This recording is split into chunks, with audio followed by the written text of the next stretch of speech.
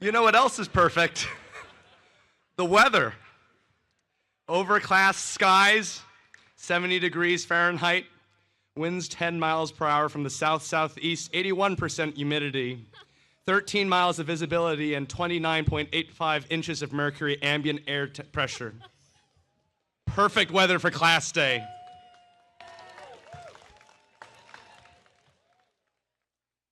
On behalf of all of us here on stage, I'd like to extend a very warm welcome to all of you who have joined us on this beautiful spring day. Can you imagine it's been 4 years?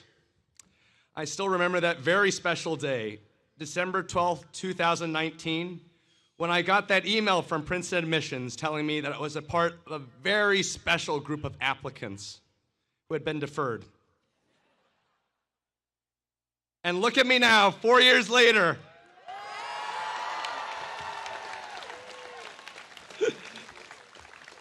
Shout out to Dean Richardson for seeing the light. Oh, how the tables have turned. I'm thrilled to share that we're participating in a beloved Princeton tradition.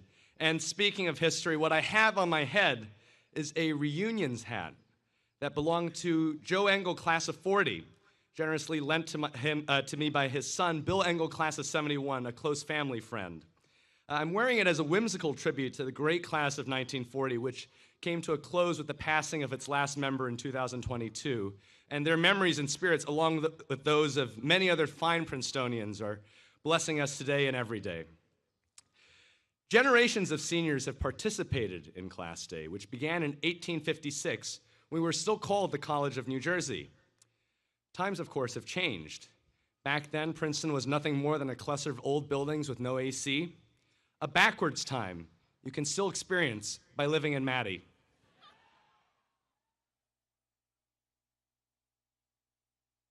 Today we will not, as the class of 1924 did, hand out awards such as Talks Most and Says Least, or Finest Legs. Because we all know that the former would go to all the incoming management consultants, and the latter would go to me. Some traditions, however, are here to stay. Customarily, the keys to the university are turned over to us seniors today.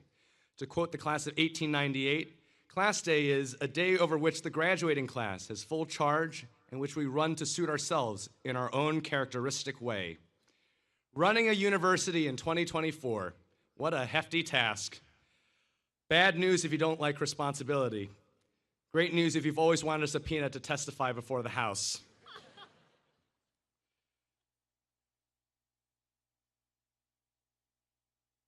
Speaking of hefty tasks, we'd be remiss if we didn't acknowledge the wonderful staff who've made our commencement festivities possible. Countless campus units have worked very hard to keep us moving today and every day.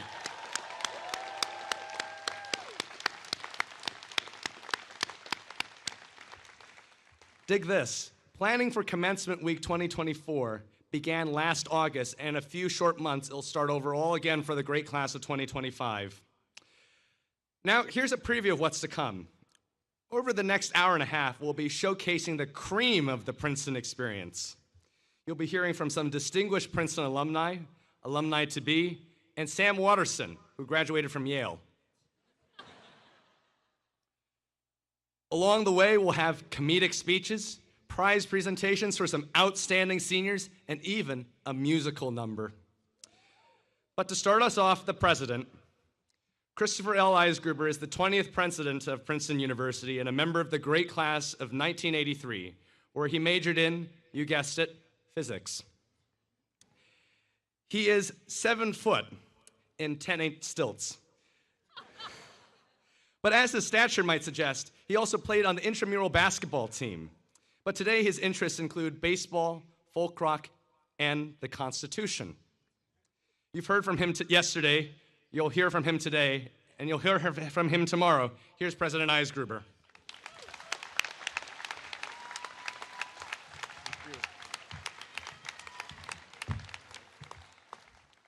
Good morning, 24. You look awesome. What a pleasure it is to welcome and congratulate Princeton's great class of 2024 on this, the occasion of your Class Day. As Brian Lee has already told you, Class Day is a venerable tradition on this campus. It has been celebrated at least since before the Civil War. From 1866 until as recently as 1962, the New York Times regularly covered Princeton's Class Day, naming the student speakers and commenting briefly on their remarks. Much has changed about Class Day over the years. At least one thing, however, has remained the same. The senior class, not the university administration, organizes and presides over Class Day. In the words which Brian has already quoted of the great class of 1898, Class Day is a day over which the graduating class has full charge and which we run to suit ourselves. To recognize both this long-standing tradition and to honor the maturity and education of the almost graduated senior class, Class Day begins with a ceremony in which the president of the university entrusts the metaphorical keys to the university to the leaders of the senior class.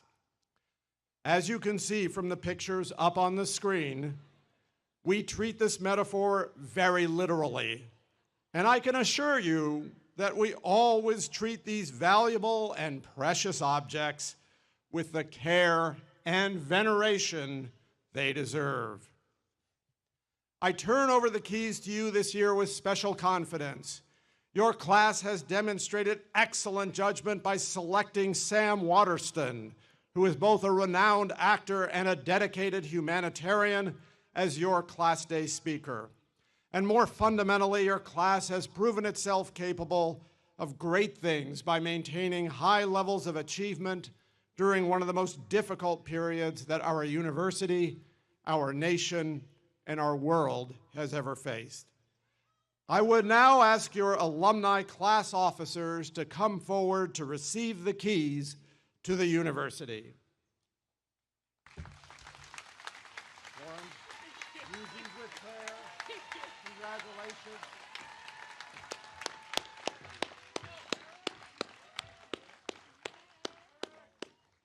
Congratulations to the great class of 2024. Enjoy your Class Day.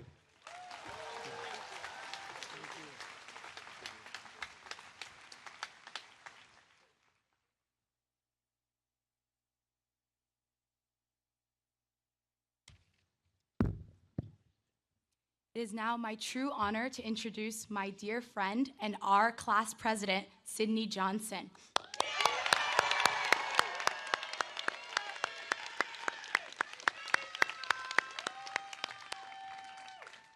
Like many 2024 friendships, Sydney's and I started on Zoom. We spent many nights in our childhood bedrooms organizing virtual game nights and finding meaningful ways for our class to connect during our shared time on Freshman Class Council. Shout out Family Feud, shout out PowerPoint night.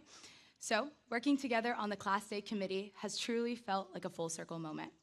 Instead of going back and forth as to whether our class merch should be eggshell white or ivory beige, our recaps of the latest Abbott Elementary episode and philosophical musings about our future dominate our text conversations. Sydney reps Jersey loud and proud. A native of Piscataway, New Jersey, Sydney majored in Spanish at Princeton with certificates in Latin American and Urban Studies. After graduation, she will move to Los Angeles to work as an executive assistant to the head of a TV and film production company. Our class is truly indebted to Sydney and her leadership as president as we transition from online learning to an in-person college experience. She embodies the best attributes of our class, navigating uncertain situations with grace and joy. She inspires me and so many others on this campus to show up authentically in the spaces we choose to occupy. She's quick to find humor in stressful moments and to uplift marginalized voices and perspectives. Not to mention, she is incredibly humble and kind. Anyone who knows or works with Sydney can attest to this. Sydney, you have truly set a phenomenal example for students at Princeton to follow, especially women of color. I'm so grateful that our paths cross at Princeton and for the indelible mark you have made on our campus. Without further ado, please join me in welcoming and thanking our class president, Sydney Johnson.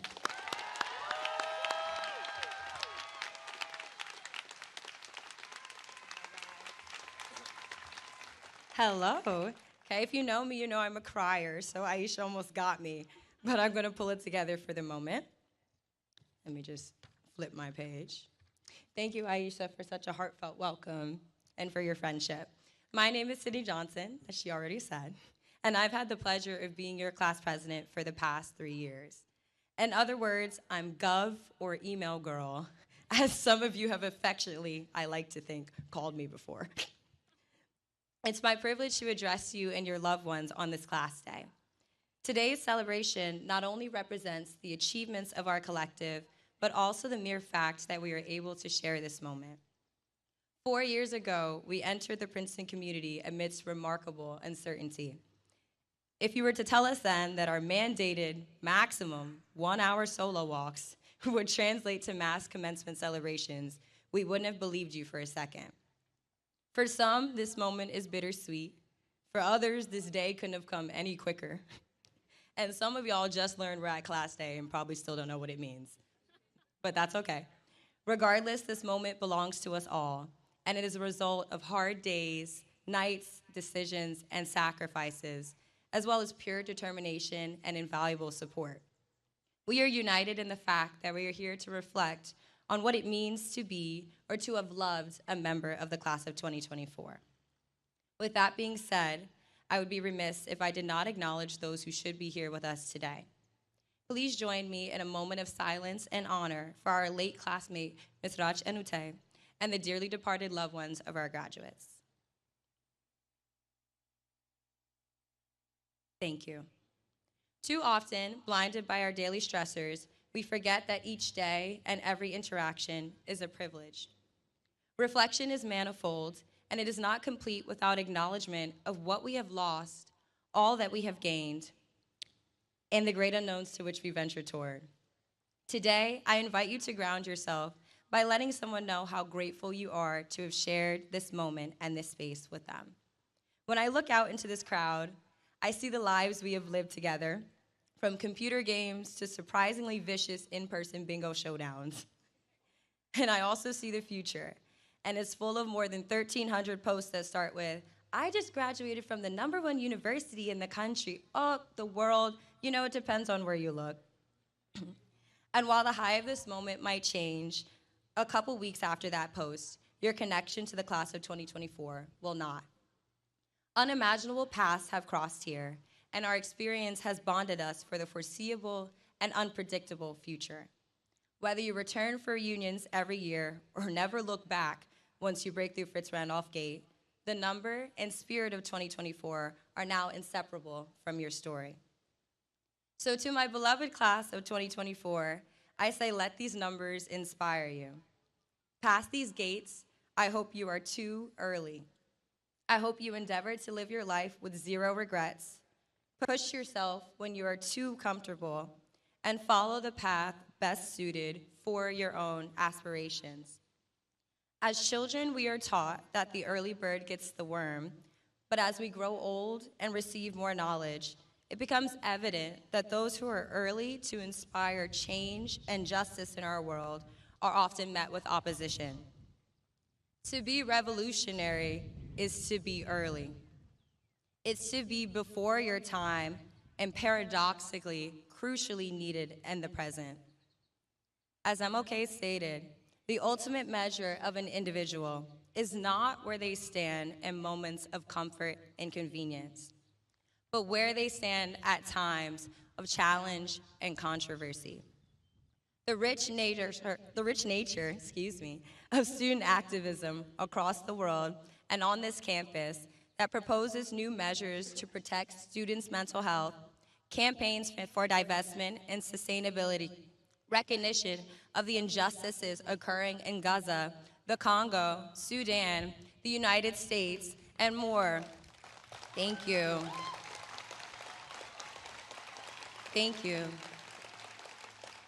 These student activists remind us that those who refuse to be complacent too early are misunderstood in the present and eventually memorialized for future generations when it is convenient. Wherever life leads you, know that graduating from a university like this one comes with the inevitable responsibility of enacting change in various spheres and on various levels. I hope you venture forward in true service of humanity and progress and reject the trend of solely instituting change when it is convenient and comfortable. Comfort is temporary, but taking part in lasting change ensures a never-ending impact. Leaning into discomfort pushes you toward living a life with no regrets. As the past 4 years have shown, time waits for no one, and it certainly does not care for I should've, I could've, and I would've. It's common to measure happiness by the overarching completion of life goals, milestones, and bucket lists. Broad metrics that keep us on track, but can obscure the small, specific wins that just as importantly shape our stories. The only certainty of life and time lies in uncertainty, and all that we can be certain of are the decisions we make for ourselves. As you collaborate with and serve others in the future, do not forget to serve yourself. Success and happiness are related, but not synonymous, and the latter is the most personal and somewhat difficult to achieve. Unfortunately, and fortunately, you're now a real adult. That's kind of what commencement weekend means. That comes with buying your own cookies instead of stopping by Murray Dodge for a free selection. Shout out to the bakers. Non-homework jobs, and the freedom to decide what happiness really means for you. I wish you a happiness that is so encompassing it's hard to define. Class of 2024, our time together has ended too early. You know we'll never get that first year back. But I hope you have close to zero regrets. And if you don't, I wish you the best of the luck in future as you create a path for yourself that honors your true aspirations. It's been my honor to be a part of your journey, and I'd like to thank you for sharing the past 4 years and this space with me. Before we part ways, let's use this class day as an opportunity to commemorate the members of the great class of 2024. For all that we have been, exactly who we are in this moment, and everything that we will be. Congratulations, graduates, and thank you.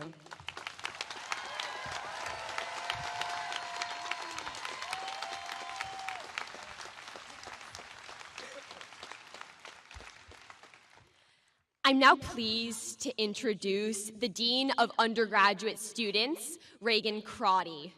Dean Crotty, a member of Princeton's great class of 2000, oversees Otis and works to enhance the co-curricular undergraduate experience and to empower students to shape the Princeton community. We are so grateful to her and to the entire Otis team for their leadership. Dean Crotty will present awards to several members of the class of 2024.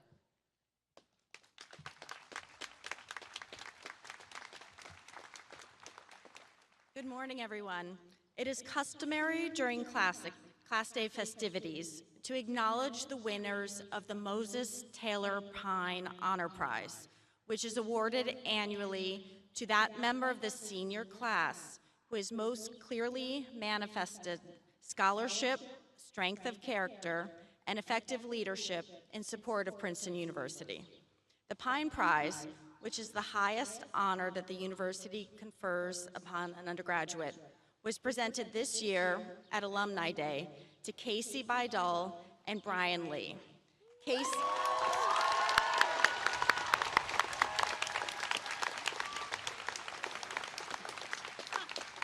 Casey and Brian, would you please stand so that we can acknowledge your achievements?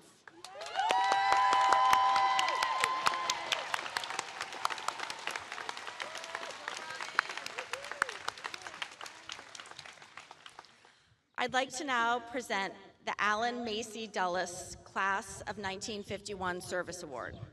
An alumnus of the class of 1951 generously endowed this award to honor his classmate, Alan Macy Dulles, who, seriously injured in the Korean War, set an example of selflessness and courage that are the spirit of this prize.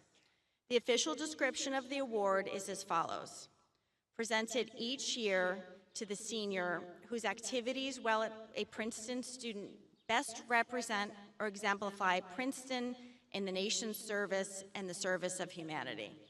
This year, the Allen Macy Dulles 51 Award is presented to Chioma Ugwanali.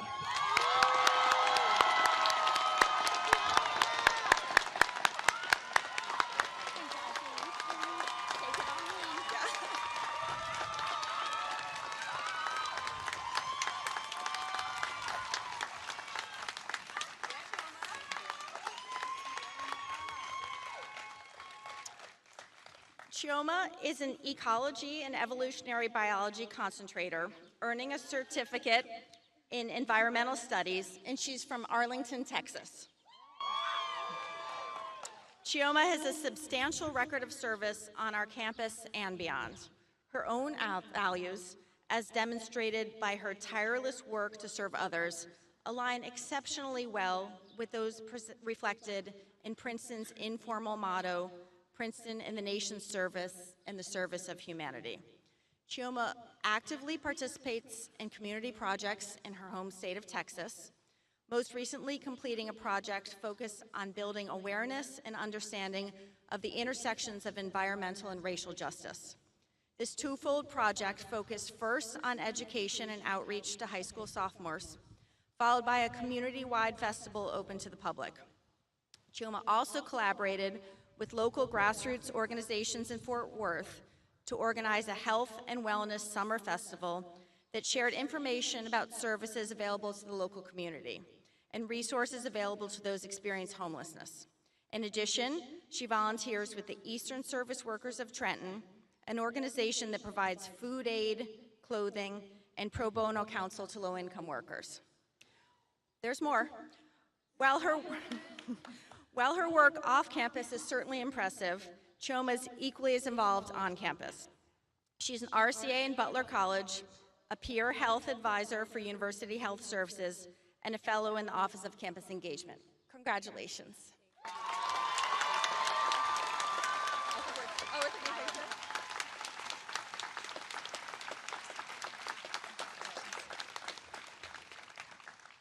I'd next like to present the Frederick Douglass Service Award, which was established in 1969 by the Association of Black Collegians and is awarded annually to a senior who has exhibited courage, leadership, intellectual achievement, and a willingness to contribute unselfishly towards a deeper understanding of the experiences of racial minorities, and who, in doing so, reflects the tradition of service embodied in Princeton education. This year's winner of the Frederick Douglass Service Award is Tori Wilkes.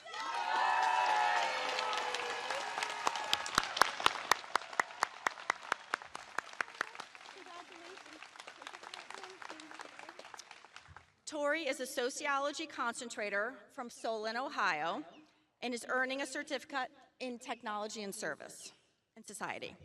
In all aspects of her life at Princeton, whether through her Martin A. Dale Summer Fellowship, her academic work, or her student leadership roles, Tori's kept diversity, equity, and inclusion at the forefront.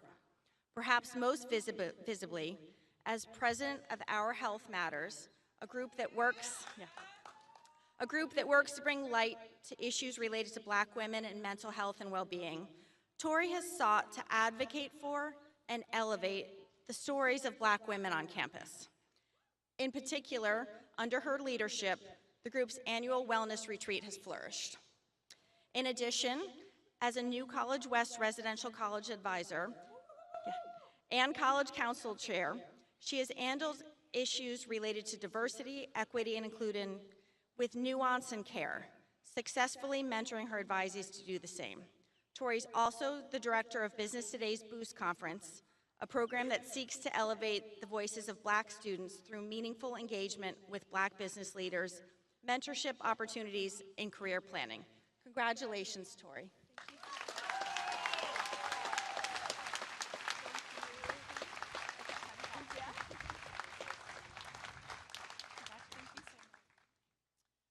I would next like to present the Harris Willis Dodds Award. This is an annual award that was established in 1957 and is to be given to the senior who best embodies the high example set by Harold Willis Dodds during his tenure as the 15th president of Princeton University, particularly in the qualities of clear thinking, moral courage, a patient and judicious regard for the opinion of others, and a thoroughgoing devotion to the welfare of the university and to the life of the mind. This year, the winner of the Harold Willis Dodds Award is Lily Gittos.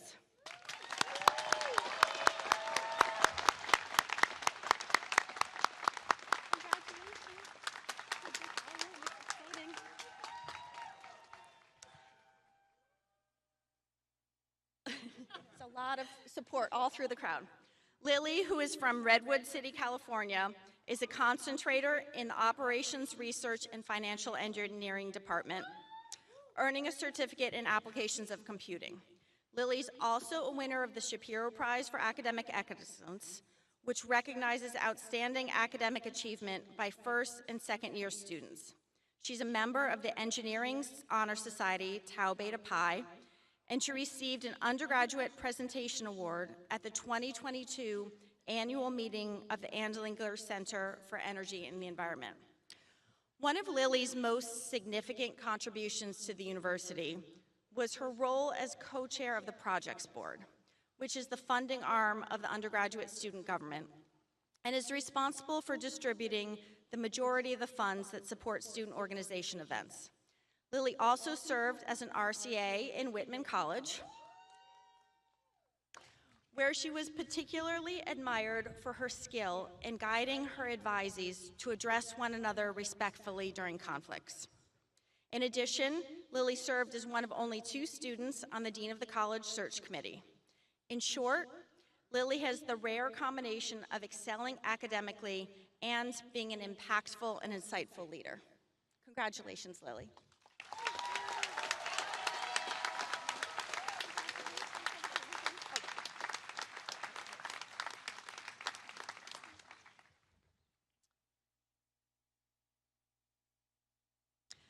The next 2 awards are voted on by the great members of the class of 2024. The W. Sanderson Detweiler 1903 Prize is a silver bowl that is awarded annually to the senior who, in the judgment of the students' classmates, has done the most for the class. This prize was founded in 1949 in memory of W. Sanderson Detweiler, class of 1903, by his sister, Mrs. Willing Jennings Price. The class of 1901 medal is awarded to the senior who, in the judgment of the students' classmates, has done the most for Princeton.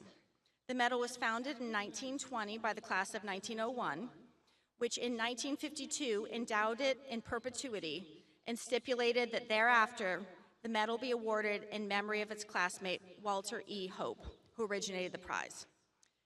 The senior class typically selects 2 different seniors for the 2 awards. However, this year, the class of 2024 was so impressed by one of their classmates that they have awarded both the W. Sanderson Detweiler 1903 Prize and the 1901 medal to Sydney Johnson.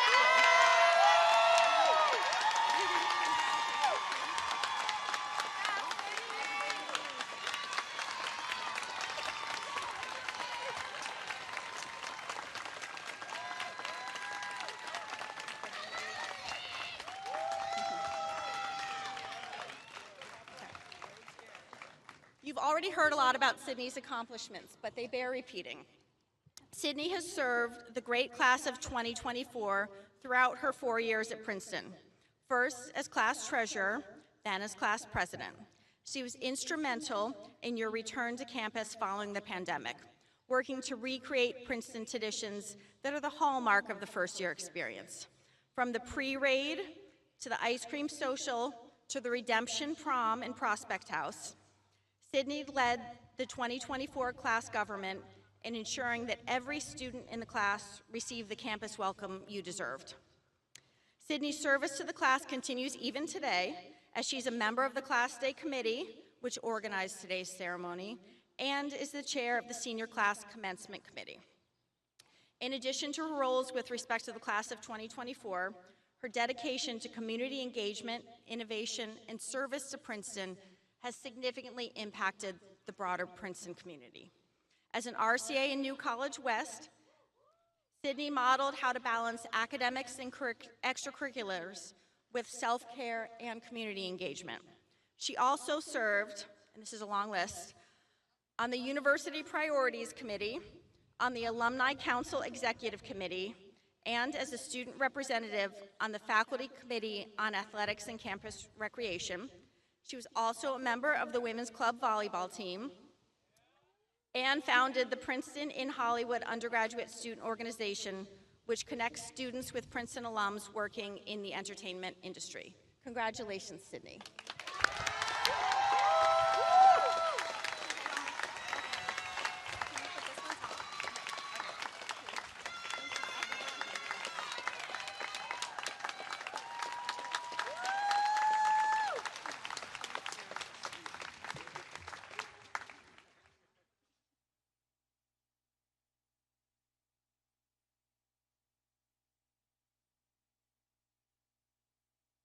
I'm so incredibly excited to introduce our first class herald, Sierra Stern.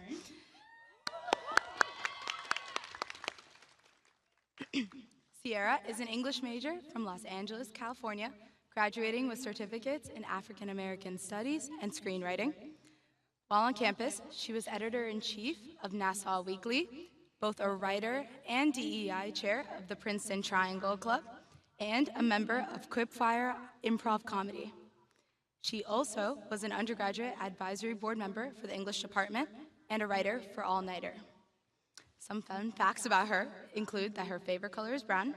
She's been sent to the ER 3 times due to a Forbes Annex-related illness. She has never attended office hours without crying. Sierra also shared that she has never been a pleasure to have in the classroom, but in elementary school, she got a report card asking her to use her powers of influence for good instead of evil. Let's watch her wield those powers today. Please join me in welcoming Sierra to the stage.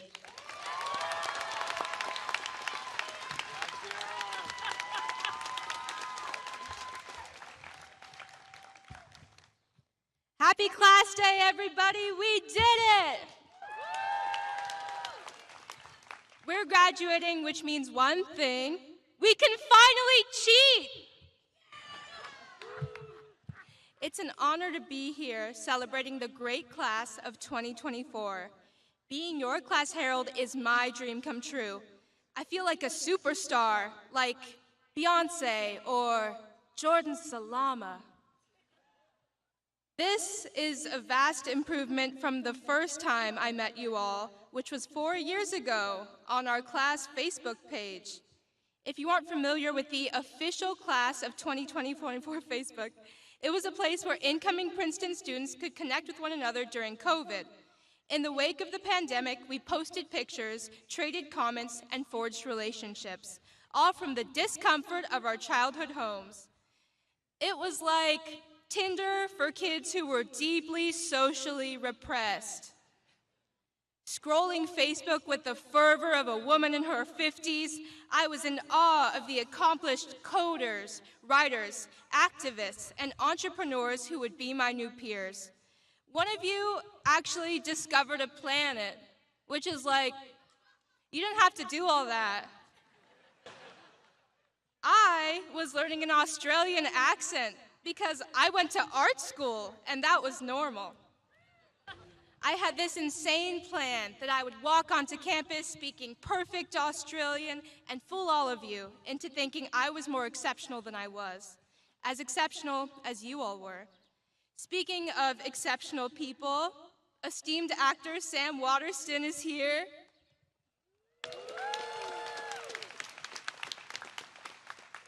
I think we all have a lot to learn from the show Law and Order. For instance, many of us are headed off to law school in hopes of becoming successful attorneys. And Many of us will be on the other side of the stand, on trial for various white-collar crimes. In all seriousness, Princeton is full of smart and fascinating people. But over the past 4 years, much like Albert Einstein, I have developed a theory. I think that sometimes when you're really smart, other parts of your brain stop working. Like the parts where you store basic human information. My first year, a computer science prodigy in my Z group asked me how they got the swirly part on the top of the cupcake.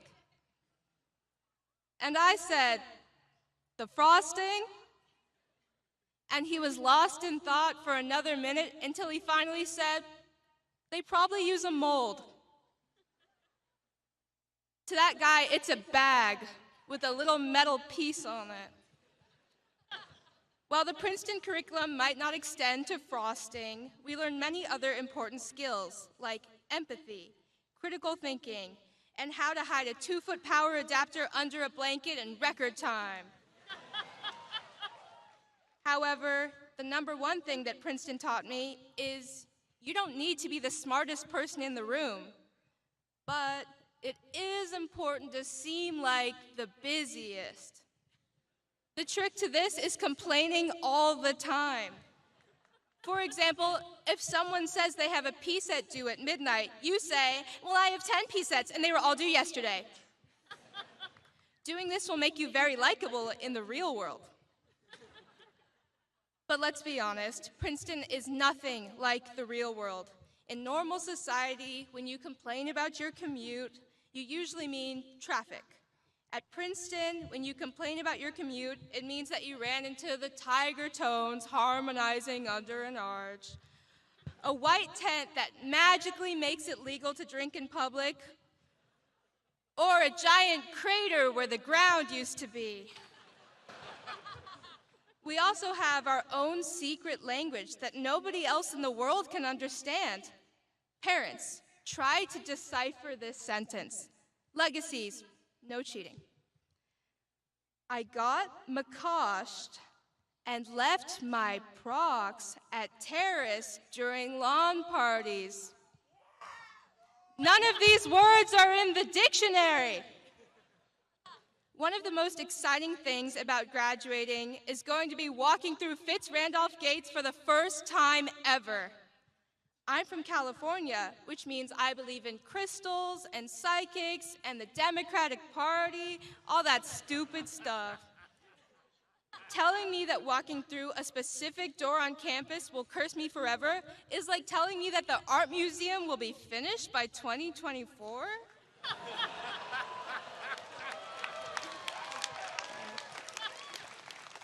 Against my better judgment, I'll believe you.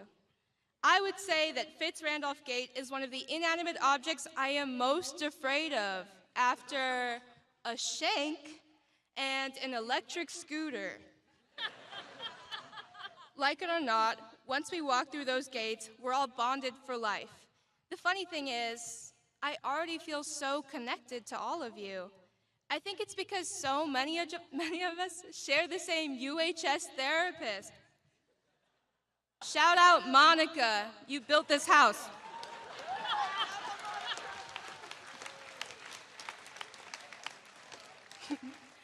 Even if we don't all have the exact same therapist, going to Princeton changes the way you think. 25 years from now, you'll spot a pair of bright orange shorts at Target, and instead of gagging, you'll think to yourself, oh my God, those would be so cute for reunions. Or here's another likely scenario. You're at the zoo, and a tiger escapes, and everybody's yelling, tiger, tiger, tiger, and instead of screaming, you go, sis boom ah! And you are promptly eaten. This is very common. It actually happened to Michelle Obama once. It would be remiss of me to talk about the class of 2024 without talking about our beloved super seniors, especially the ones who gapped during COVID. Give it up!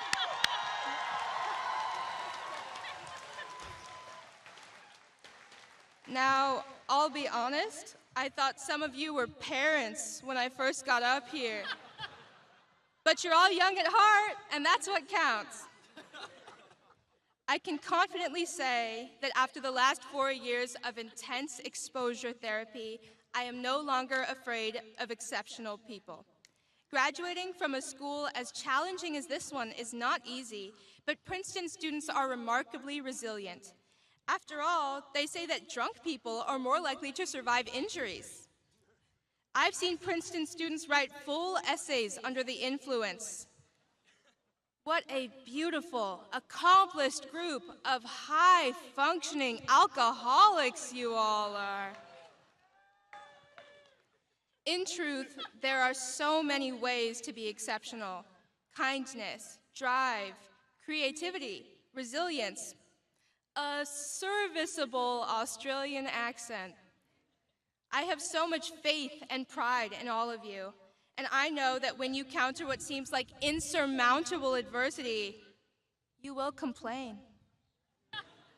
But then you will persevere, and you will succeed. So, this is awkward.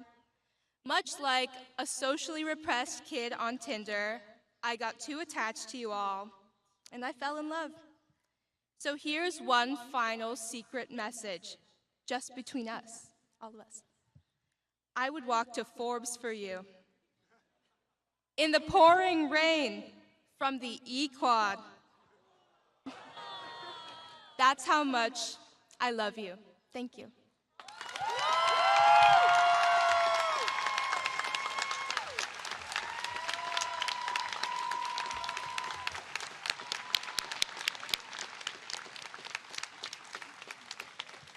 Sierra, thank you. That was incredible.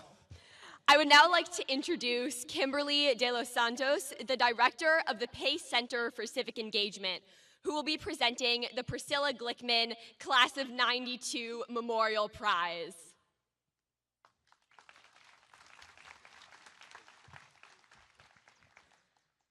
Good morning. The Priscilla Glickman Class of 1992 Memorial Prize is awarded annually to a Princeton senior who has shown independence and imagination in the area of community service.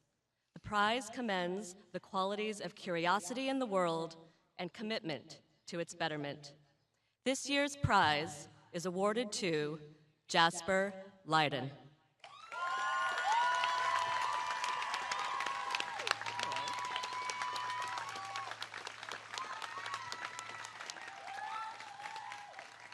Jasper is conscientious and compassionate. They enter spaces with care and intentionality, seeking out the good in others and finding commonalities through which connection can grow. They approach service with a community-minded focus. Jasper has pursued opportunities to conduct ethnographic research throughout their academic career, demonstrating a genuine care for the communities in which they enter and a desire to use gained knowledge to those communities' benefit. Their curiosity for cultures different than their own has played a crucial role prior to and throughout their time at Princeton. Ahead of their first year on campus, Jasper participated in the Novogratz Bridge Year program in Indonesia, engaging with the Mitra Wacana Women's Resource Center.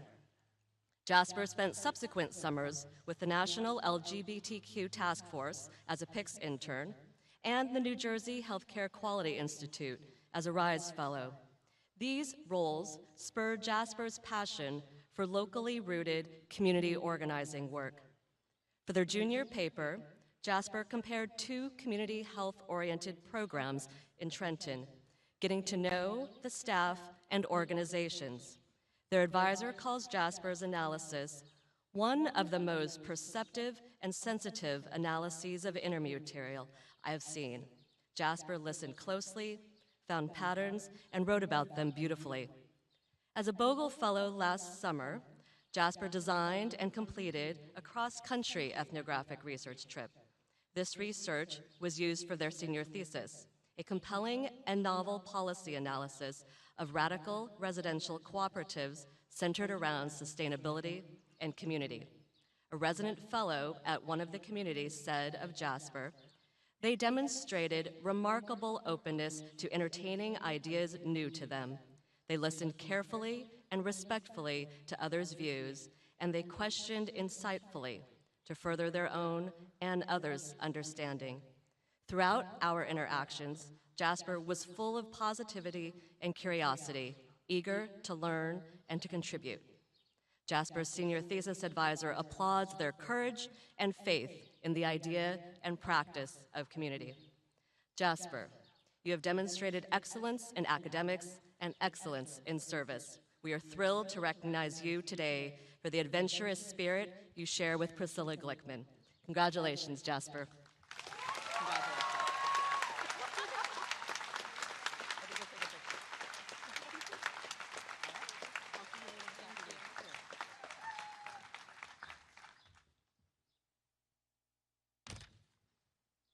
I am honored to introduce John Mack, who will be presenting 2 athletic awards. He is the Ford Family Director of Athletics and a member of the Great Princeton Class of 2000. While a member of the track team, he received the William Winston Roper Trophy as the top student athlete at Princeton. He is also an ordained pastor and a decorated lawyer. Please join me in warmly welcoming John Mack.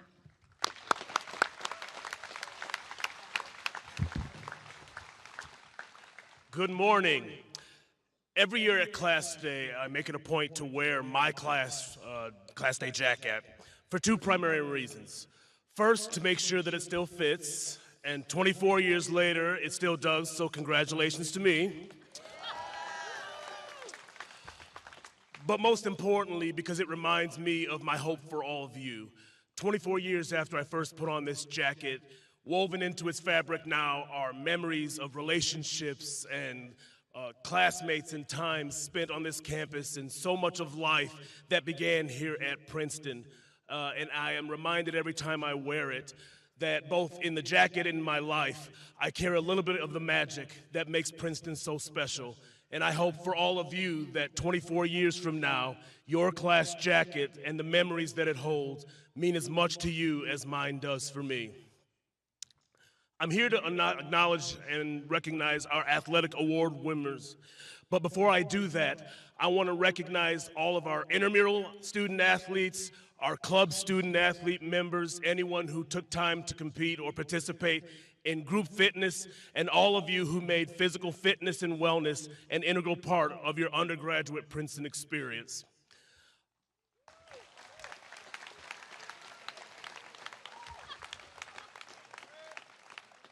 I also want to give a special shout out to members of our cheerleading squad and those graduating members of the band for consistently coming out and supporting our student athletes and making Princeton such a tremendous home court advantage. Last Thursday, we awarded our highest athletic honors to graduating student athletes. And I'm here to recognize winners of the William Winston Roper Trophy, awarded to the top senior male athlete. That winner this year was Tristan Zapari of the men's fencing team.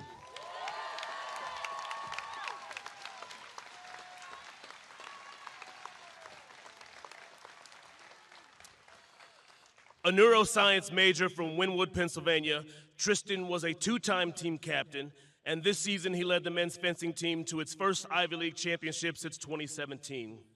He also helped the fencing program to an NCAA runner-up finish in 2023. Individually, Tristan was a 2-time All-American in the epee, a 2-time NCAA regional champion, and a 3-time All-Ivy League honorary. Equally as important, Tristan was a finalist for a Class of 1916 Cup, which honors that senior student athlete with the highest career grade point average.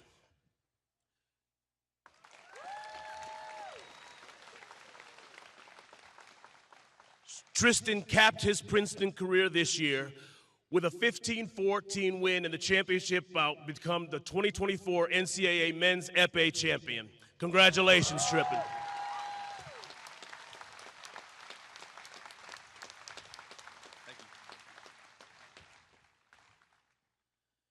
The C. Otto von Kienbusch Award is presented to the top graduating female student athlete. This year's award winner is Caitlin Chen of the women's basketball team.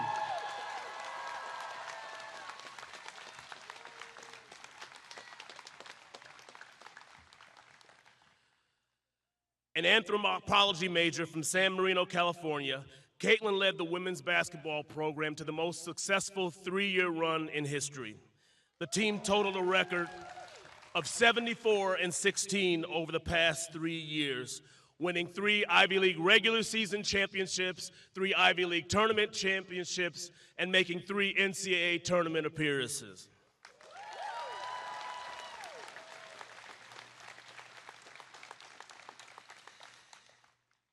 Caitlin was a 3-time Ivy League tournament most outstanding player, a 2-time unanimous Ivy League first team selection, and the 2023 Ivy League Player of the Year.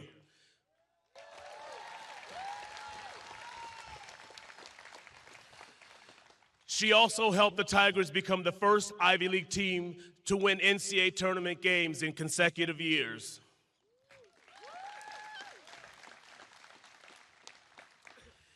Equally as impressive, Caitlin was selected a second-team academic All-American, and she'll be continuing her athletic career next year at the University of Connecticut. Congratulations, Caitlin.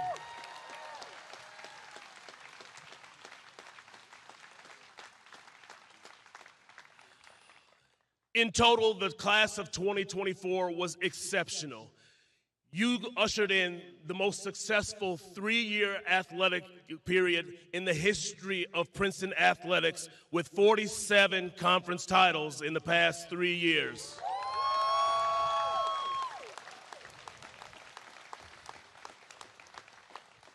The class of 2024 has managed to do more in 3 competitive years than most classes do in 4 competitive years. Congratulations, Godspeed, and good luck to the great class of 2024.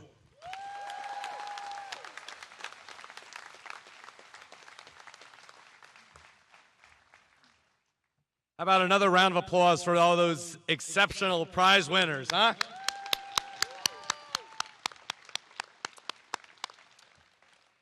And now, some more humor. I'm delighted to introduce a dear friend, Rohit Narayanan.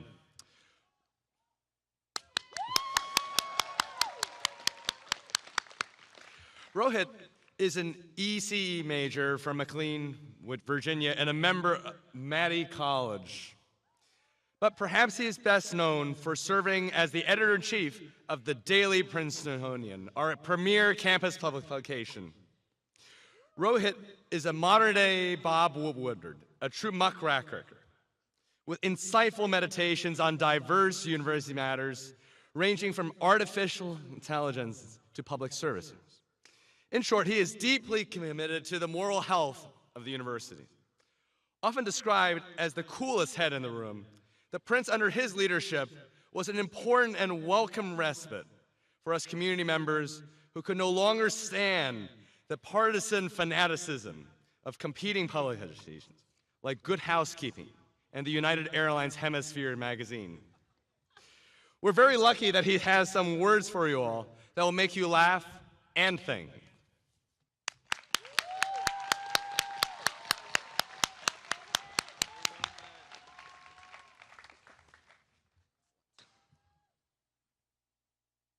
So 4 years ago today, I read about someone who thought he understood the Princeton student. Scott Newman dropped out, wrote a book in which he called his former Princeton classmates social climbing weasels, and discovered his true passion, which turned out to be reading philosophy in Australia. But now it's clear to me that no one understood us less, because the most basic rule here is that you can read philosophy and social climb your way to Goldman. It's called multitasking. But the premise of Scott's question has bothered me ever since. Who are we as Princetonians and as the Princeton class of 2024? like the most annoying guy in your precept, who I am proud to have been many, many times. Instead of answering the question, I would like to talk about the past 4 years and hopefully stumble upon an answer somewhere near the end. So let's start in 2020. Amid dramatic world events, 2020 might have brought a lonely fall for many first years, interrupted only by bizarre events like a $70,000 live Zoom concert by Jason Derulo, which was helpfully preceded by a 15-minute seminar on why you should vote in the 2020 presidential election. And this might seem like an odd combination, but if you were looking for the few people who were like, should I vote in the 2020 presidential election? There would probably be significant overlap with people who would spend $70,000 on a live Zoom concert by Jason Derulo. And luckily, the class of 24 found connection through the 1,200-person class of 2024 GroupMe, which was active 24 hours a day during the pandemic. And this was understandable, given there were like a full 10 people making all the conversation. And they were always like, hey, how was your day? And are you looking forward to spring break? And hey, maybe there are like 1,000 people reading this right now. And yet they continued talking, and possibly still do to this day. And sometimes I wonder, do they walk around campus and think, does everyone just think of me as the GroupMe person? And the answer is yes. Yes, we do. And then came our arrival to campus in 2021, which had a whole host of big picture logistical questions. But apparently, what was on the mind of many members of the class of 2024 was whether we'd still get to have a high school prom. So there was this whole clamor for a redemption prom, which honestly sounds like some sort of Victorian virginity ritual. But a date was set, and then the date was canceled, and people were like, why? And the university was like, COVID, and people were like, really? COVID again? Isn't it like 2027 by now? And this happened, I guess, like 6 or 7 more times. And then here's the shock ending. Redemption prom eventually happened, and no one ever talked about it again. It was great. And really, credit here has to go to our class council. And I can tell that you guys really love them because they ran unopposed in their last 2 re-election bids. Which is one of those great lessons that Princeton teaches you, which is your elected officials are probably fine. Don't worry about it, you know? Consulting recruitment season's coming up, so lock in, you know?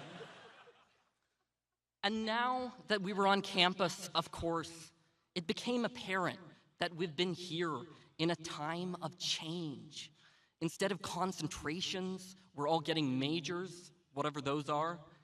And they're building a new health center and naming it Frist, while the long-awaited campus pub might find a new home in McCosh, making it possible for you to be fristed in McCosh, which is crazy.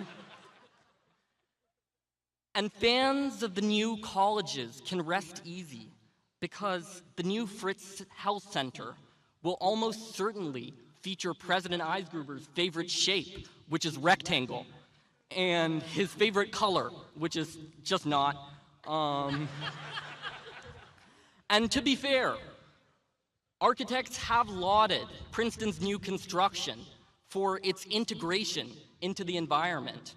New College West is so integrated into the environment, in fact, that if you gave it a good kick, it would probably collapse right back into that environment from whence it came.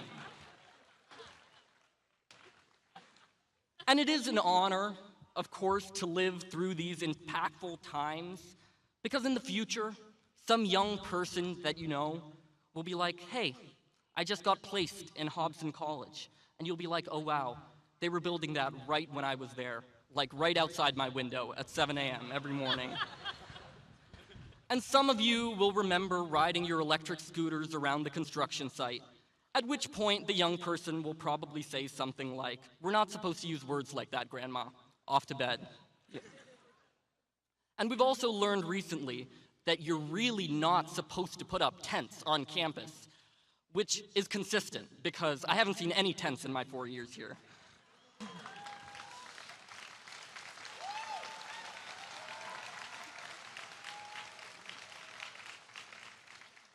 So we've been searching for an answer to our question, and after living through historic events and dramatic changes, I'd say our class is characterized by a sense of adventure, because there was a moment in August of 2020 when everyone had in their hands a golden ticket, a chance for a gap year, no questions asked.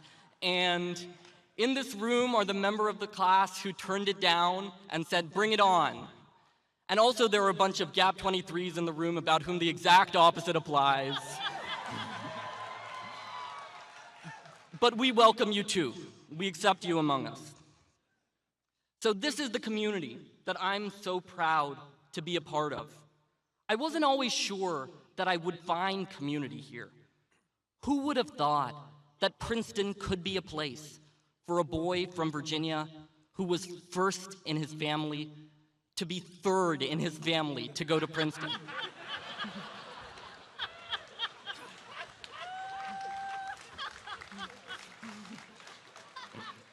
It really just goes to show that Princeton is for everyone. So remember, there's no obstacle you can't overcome. If you're facing pressure at work, you once generated enough saliva to fill 2 plastic tubes a week. And in the future, one of us could be taking a seat on the Supreme Court, while another of us could be building an innovative submarine. And what Princeton teaches us is that when the naysayers say things like, "A Latina woman could never sit on the Supreme Court," or "Carbon fiber won't bear that level of underwater pressure," you do not listen. So congratulations, class of 2024, and onwards to new adventures. Thank you.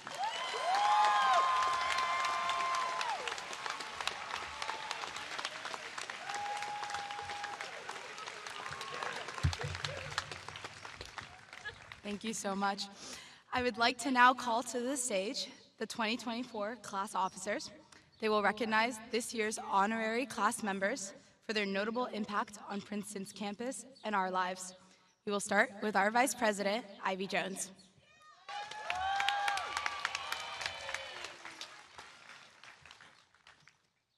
Oh, sorry, I gotta bring this down.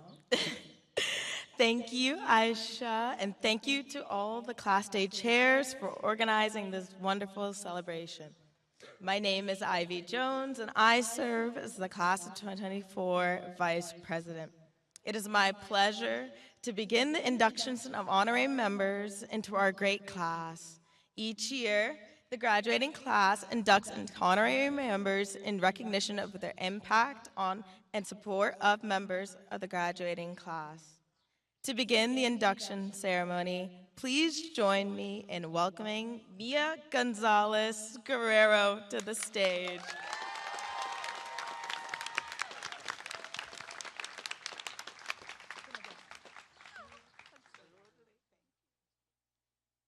The Princeton University class of 2024 welcomes Mia Gonzalez Guerrero to its ranks as an honorary class member. In recognition of her service to Princeton University and to the great class of 2024. Since the class of 2024's return to campus following the pandemic, Mia has played a crucial role in welcoming students to campus and making Princeton feel like home. Her support of students beyond the classroom and her motto of giving love is an inspiration to us all in the class of 2024. Whether serving up delicious lattes or serving up a welcoming smile, Mia embodies the best of Princeton University.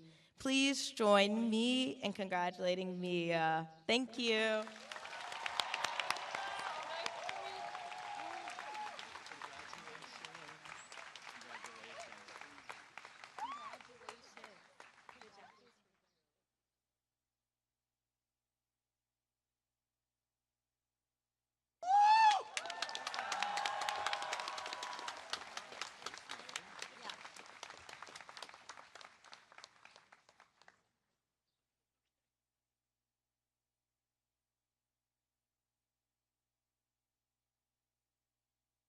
My name is Elliot Hyun, and I serve as the 2024 secretary. For our next induction, I'd like to call Nina Simpson to the stage.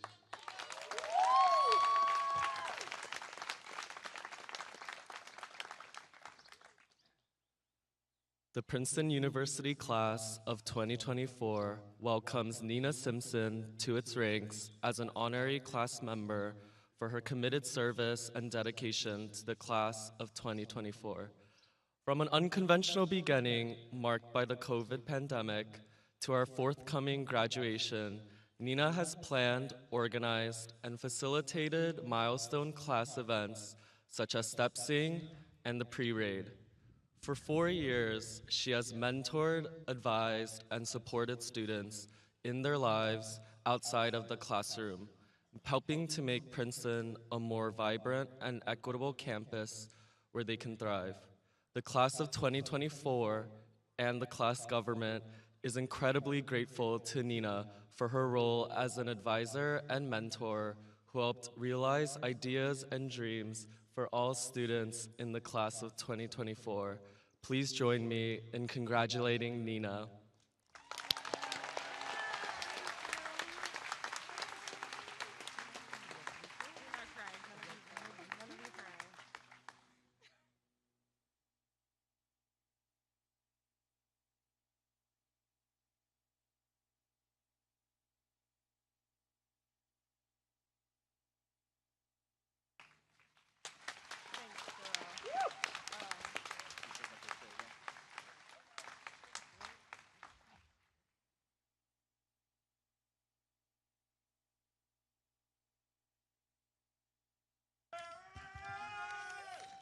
My name is Eric On, and I serve as the 2024 treasurer. For our next induction, I'd like to call Professor Claire Gamakel to the stage.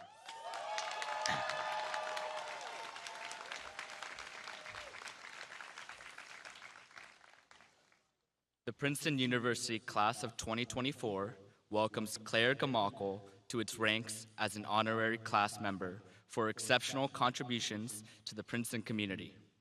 Her groundbreaking research in semiconductor devices and her dedication to teaching have profoundly impacted students in the class of 2024. Professor Gamakel's leadership of Whitman College and her support for women in STEM have fostered a strong sense of community. Her kindness, intellect, and poise have inspired the class of 2024, especially during the transition from remote learning to campus life. The class of 2024 is honored to recognize Professor Gamakel for her remarkable influence and unwavering support towards the university community. Please join me in congratulating Professor Gamakel. Thank you. Congratulations.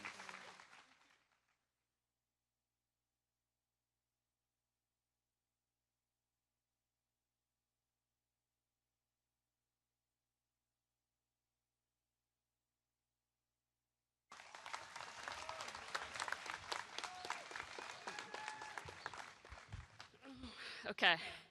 Hi, my name is Lauren or Flo Fallberg, and I serve as the 2024 Social Chair and incoming Alumni Class President.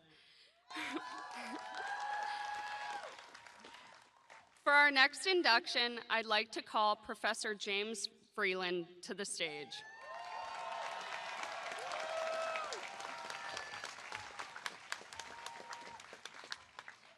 The Princeton University class of 2024 welcomes Professor James Raymond Vreeland to its ranks as an honorary class member in recognition of his exceptional contributions to the field of international political economy and his dedication to the Princeton community.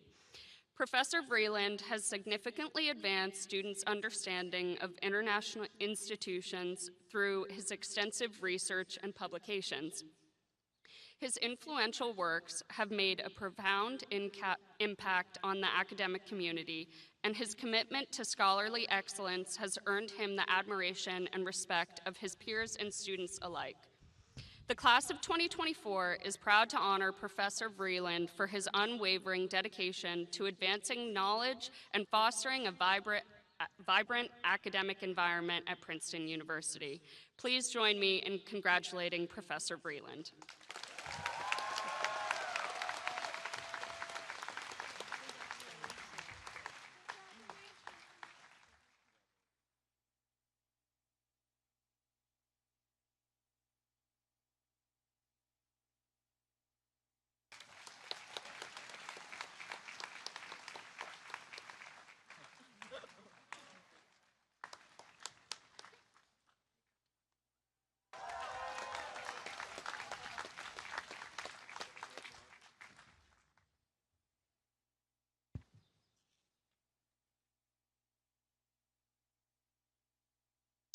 I am now honored to welcome to the podium this year's Class Day speaker, the esteemed actor Sam Waterston.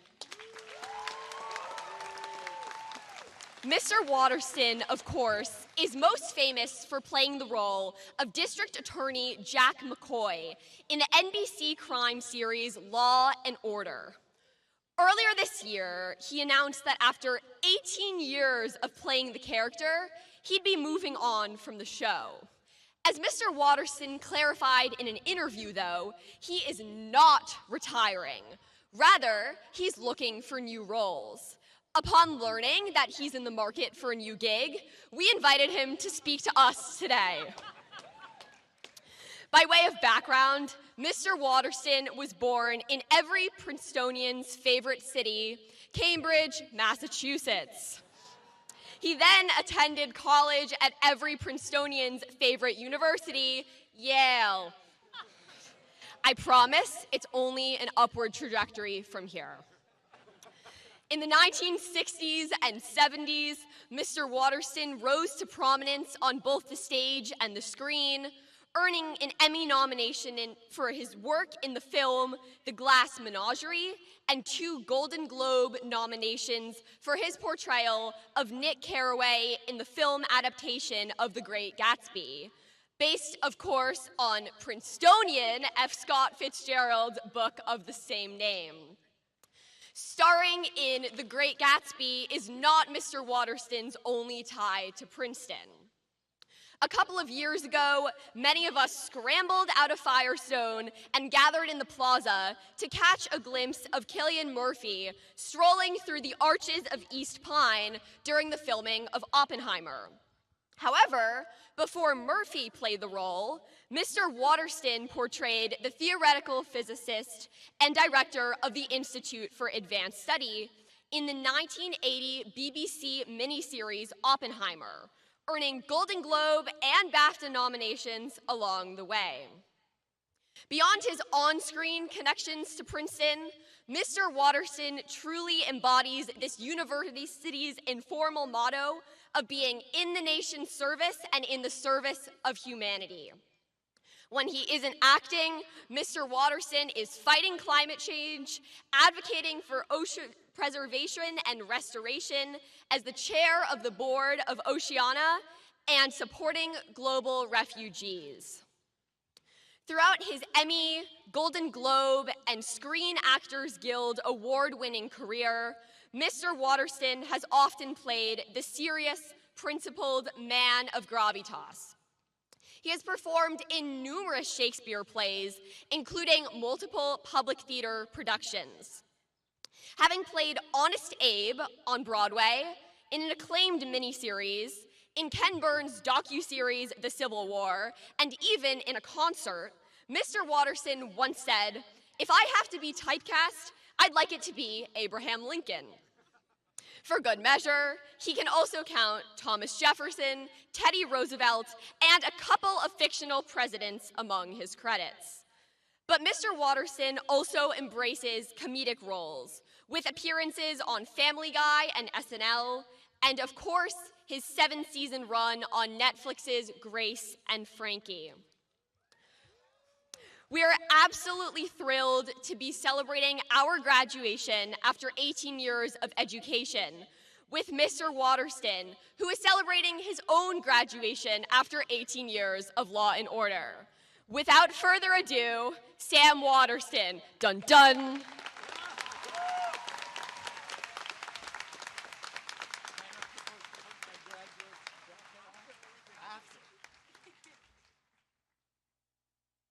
No, we could just wrap this up.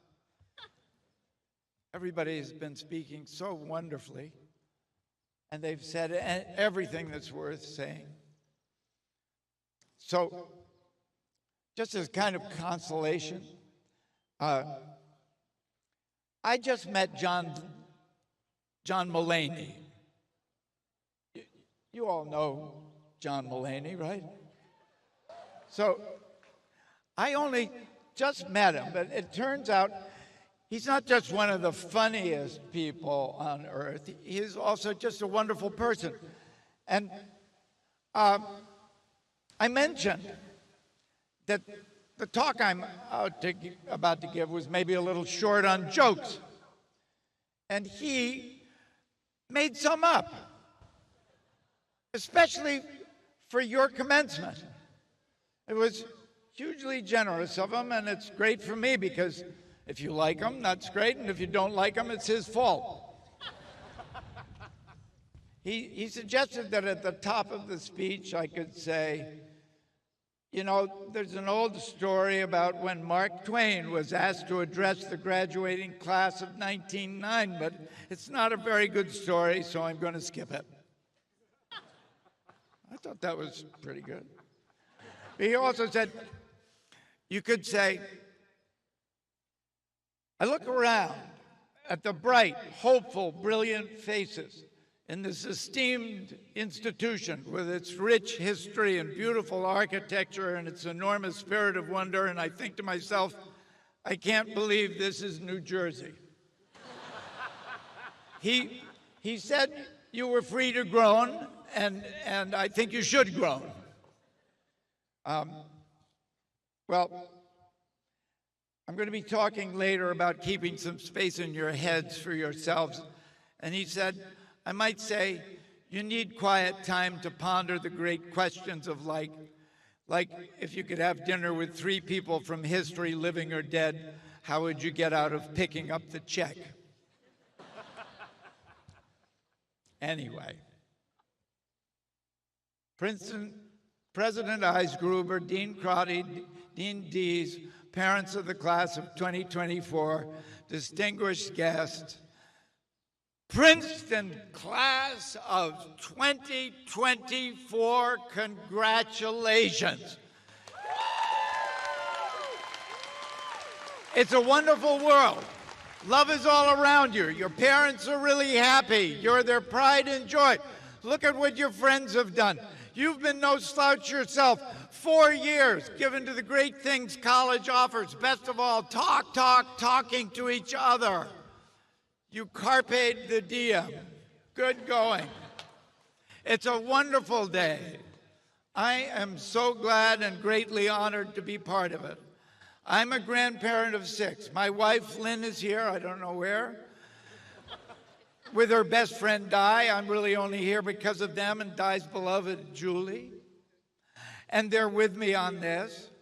There is nothing like seeing your children and grandchildren thrive, prosper, clear the high jump, beat the odds, and bust out all over.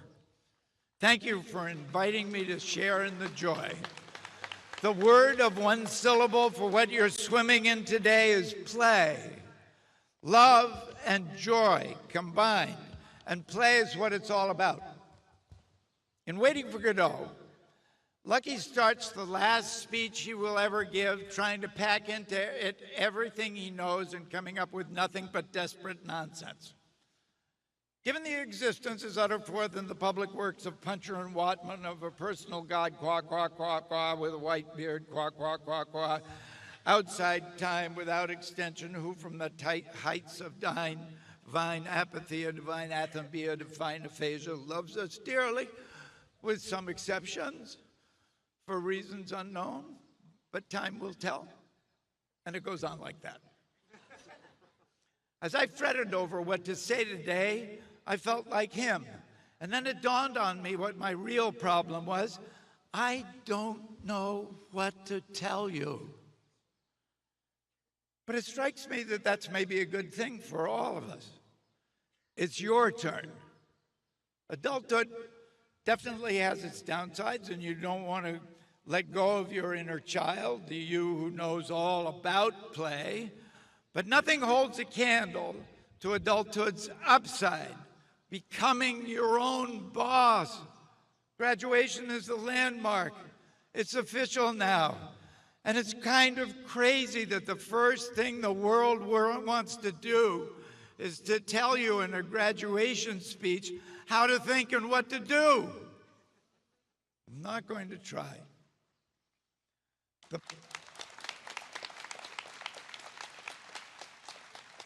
The places you and I are in are too different. For you, this is the prime time for action, for seizing the day, time to be out in the world and getting things done.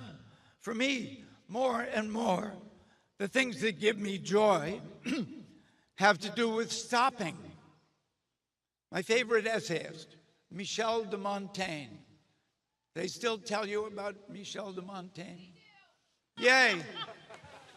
He quit 400 years ago. He quit the French court, where he was an advisor to the king. He quit Bordeaux, where he was the mayor, after seeing the city through the pandemic of his time, the plague, after inventing the public bulletin board, which we now know as the internet and social media. Leaving for Paris Thursday, want a ride, wine sale, best claret since 1540.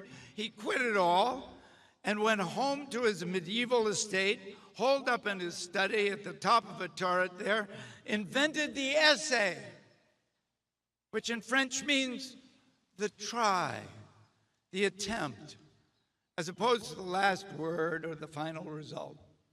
Wrote the very first ones, including ones about quitting, and spent the rest of his life getting to know himself by writing about himself. He stopped. Everything else is forgotten, how good the wine was, who went to Paris. But people still read those essays to find out what it is to be a stand-up guy, an honest, fun, one-of-a-kind straight shooter, and a friend, all because he stopped. I quit myself a few months ago.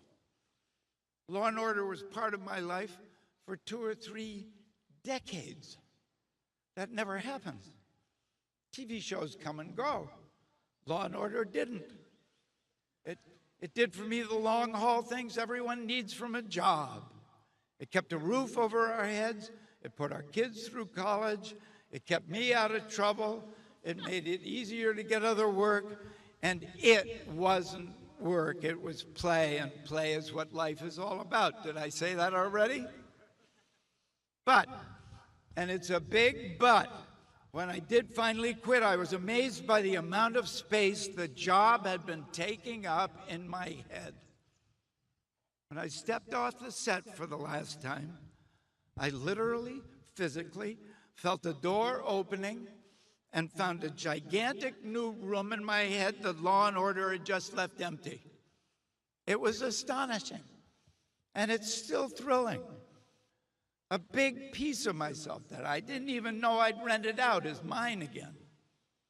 Not that you stop doing things when you stop what you've been doing, but you buy space to think and shut up and to be still.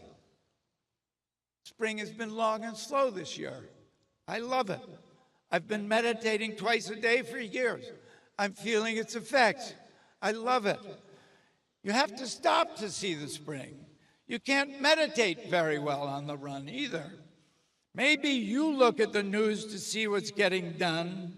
Now I mostly look to see if anything is ever going to stop. We don't get to decide what question will present itself for resolution in our lifetime or how. The Almighty has his own purposes, is how Abraham Lincoln explained it. We use different terms, but our experience remains the same.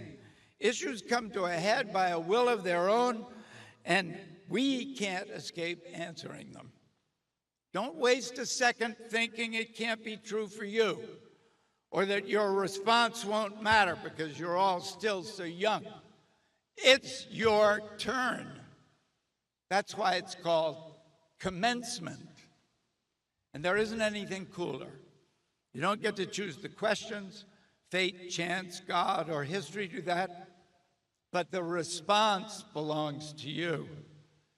If you're like every generation before you, you'll keep the ball rolling. But because the future hasn't been written, the possibility is there that you will be the ones who finally get the answer right. That's what the rest of us are rooting for, partly because of our own spotty time at bat. That's why we're all so glad you're here. Phew, thank God you made it, just in time.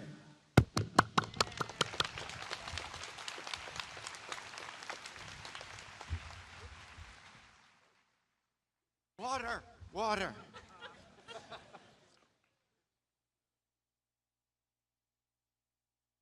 Your graduation falls this year on Memorial Day. One of the proudest moments in my lucky career came when I got to play the great New York Times journalist Sidney Shandberg in The Killing Fields, a war movie that wasn't about the fight or who's right or who wins, but about who dies, the civilians and the soldiers, and whose message was, save lives, stop the war. Every time your cohort succeeds in resolving a conflict before the shooting starts, you'll get a gold star. But my father, in the great war of his generation, World War II, volunteered when he never would have been drafted, joined a war which was fought through to final victory and the enemy's unconditional surrender, stopped the Holocaust, ended a dictatorship, halted a war of conquest, and made them illegal. We call it the Good War for a reason. In my generation, the Great War was Vietnam. Many thought the best thing about it was when it stopped. A kid I grew up with was killed. His name was Derek Chesbrough, along with tens of thousands of others, potential Einsteins, potential Da Vinci's, might have been Mozart's, it might have been me. Someone has calculated that there are 7 active wars going on in the world right now. I think that grossly underestimates the number of issues being resolved by force as we speak. What do we do? When do we act? What do we leave alone? Stop or go? Up to you.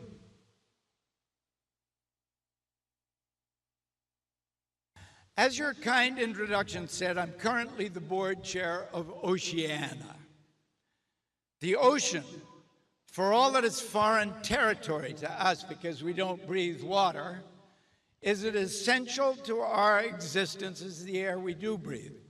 We've been beating up on it as hard as we can for centuries. Especially since World War II, we've developed the means to actually kill it. Just as we developed then with nuclear weapons, the ability to do ourselves in up here. We already pollute it, make dead zones, underwater deserts. We know how to catch the last fish. With climate change, underwater heat waves remove so much oxygen from the water the sea creatures smother. Exactly analogous to us being smothered by the air we breathe, and just as awful to contemplate. If we keep doing these things, we will destroy it, and it will kill us. And what is the cure? Stop. Stop overfishing. Stop carbon pollution. The ocean will bounce back. Stop. A handful of heads of a handful of corporations and our passive dependence on fossil fuels has the future of the planet by the throat. When will they stop? When will we stop? But, and this talk is full of buts, The only way to stop a catastrophe is to get stuff done. That's what Oceana is, the international organization that gets stuff done for the oceans. Dr. Daniel Pauly is a board member of Oceana. A biography has been written about him, and I recommend it to all of you. He's also the global expert on fish populations and a great whirlwind of positive energy in the face of a discouraging set of facts. I once called him an optimist, and he gave me what for? He said he is not an optimist, doesn't think that way at all. He said he discovered a simple thing when he was very young. Faced with difficulty, and there was plenty of it for a mixed-race child growing up very much on his own amid harsh indifference and racism, if he did nothing, he felt worse. If he did something, he felt better. So, he's been doing something ever since. He recommends it to everyone. So, your turn. What'll it be? In 1600, the words to be, to an Elizabethan ear, meant something like what to act or go for it means to us. Hear that famous soliloquy of Hamlet's with that in mind. To be or not to be? That is the question. Whether 'tis nobler in the mind to suffer the slings and arrows of outrageous fortune, or to take arms against a sea of troubles, and by opposing in them. It's the most interesting question in the world. It is the question. The answer, also from Hamlet, is the pithiest and shortest poem in English. Let be. Let, allow, stay still, take it, be, act, do something, fight back. Which one? When? Your turn. On the one hand, what a fate to wish on anyone. On the other hand, what a trip. All up to you, but okay, just this once, here's what I think. All these opposites, stop and go, let and be, are just dead things. Life is in the air between them. That's where all the joy and love are, where play is, and play's the thing that makes life interesting. Did I say that already? If that sounds mysterious, you'll find it out for yourself without even looking. If you can just keep plenty of space in your own heads for yourselves. So I'm back where I started. I played Lincoln. One of the things his law partner, Billy Herndon, said about him was he didn't read many books, but he thought about them a lot. The play about him I did by Robert Sherwood lets you feel the room. The great plains and the huge sky above them opened up in his head. That space was open in the heads of lots of people back then, when the population was thin and the land was vast. I've played a few of those historical figures, thank you, Julie, from 19th century America and before, Jefferson, Thoreau, Paine, David Dixon, characters with lots of fresh air. Lots of fresh air between their ears. I believe the sheer size of the country had something to do with their coming up with and acting on the Declaration of Independence and the Constitution, while Europe's crowded head was understandably still full of the divine right of kings. Because copying the behavior and thoughts of people around us is as basic an instinct as there is, and keeping your own head for yourself is an act of will. It takes willpower. Flex that muscle. Guard it with your life. It's never been easy. Things get scary. One thing Montaigne noticed in getting acquainted with himself was that his mind changed all the time. Hard as that was in the 1500s, In a world like ours, mostly operating without the help of faith, it can feel god-awful lonely. If your mind won't stand still, where's the foundation? It made Hamlet crazy. Heck, it scares me. But what scares me even more is the fantastic amount of headspace we've given over in this day and age, first to copycatting each other, and then to our jobs, and astoundingly now to so-called intelligent machines. We traded the privacy of home, where your thoughts were your own, for connection. Gave our castle away. First the telephone, then the radio, then the TV, then the internet, then the cell phone, and this week to AI. And by God, connection we got. The world isn't half as solitary as it was. You can reach anyone, anywhere, anytime, from the top of Mount Everest, and the world can reach you. The trade-off is, it's selling you stuff all day long. And with algorithms, it can take you down one rabbit hole after another, farther and farther away from your own thoughts, even selling you the idea that you're better off not having ideas of your own, that identifying with a group is more valuable than anything you could ever think of. Communication and propaganda become the same. The air fills with chatter, like I'm filling the air with chatter now. Noise takes the place of silence. Truth has a hard time breathing. And all the data shows it can be just as lonely. Give me Abraham Lincoln any day, lonely and alone under the great sky in the middle of the vast plains of Illinois, thinking his own thoughts on his worst night, like he is in Sherwood's play. Or Montaigne in his tower, alone with his books, his thoughts in his pen, changing his mind every 2 minutes. But I have no idea what is the right amount of space in your head for you to keep for yourself and how much to lend to the world. I don't know what to tell you. Nobody does. That's for you to say. And you have what it takes.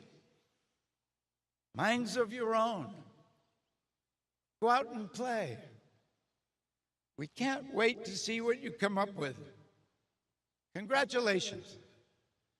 If you have any complaints about this talk, please take them up with Julie. Congratulations. Thank you. Your turn.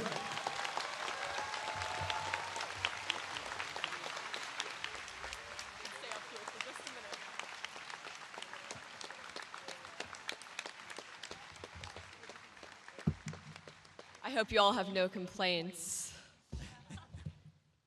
Mr. Waterston, thank you so much for your words. We know you're always going to be a bulldog at heart, but if it's all right with you, we would love to induct you as an honorary member of the great class of 2024, and we hope you don't mind the orange and black swag. It is my great pleasure and honor. Thank you. Except somebody has to help me with the sleeve. Hey, and it didn't rain. Thank you.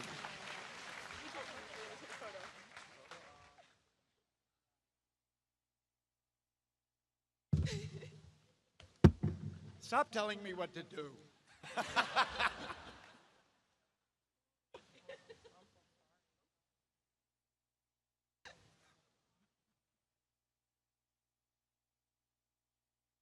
Thank you. Good, good. Yeah, yeah.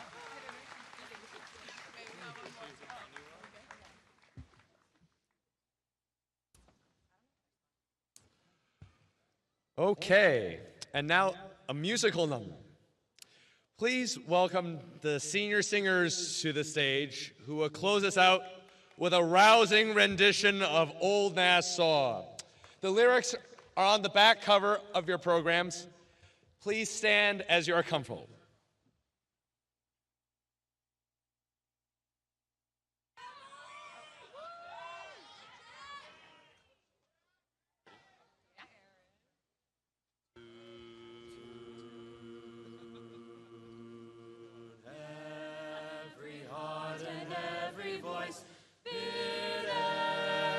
every care withdraw. Let all with one accord rejoice in praise of old Nassau. In praise of old Nassau we sing, hurrah, hurrah, hurrah. Our hearts will give while we shall live. 3 cheers for old Nassau.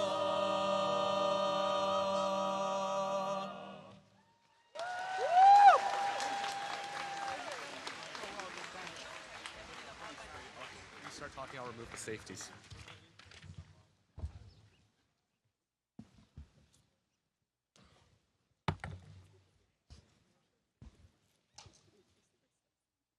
Thank you all for attending Class Day. This concludes our formal program. It has been wonderful celebrating with you all today, and we're excited to continue the festivities with commencement tomorrow and reunions in the many years to come. Our class is truly so special, and I'm looking forward to witnessing the indelible mark each of you will make on the world. We have boxed lunches available for you. Seniors, you should pick up lunches for you and your 4 guests at the tent on Alexander Beach. I'm supposed to tell you that we're super excited to see you later at the step sing, although if it's thunderstorming, check your email. Not really sure what's happening with that. That's all, folks. All right. Congratulations to the great class of 2024.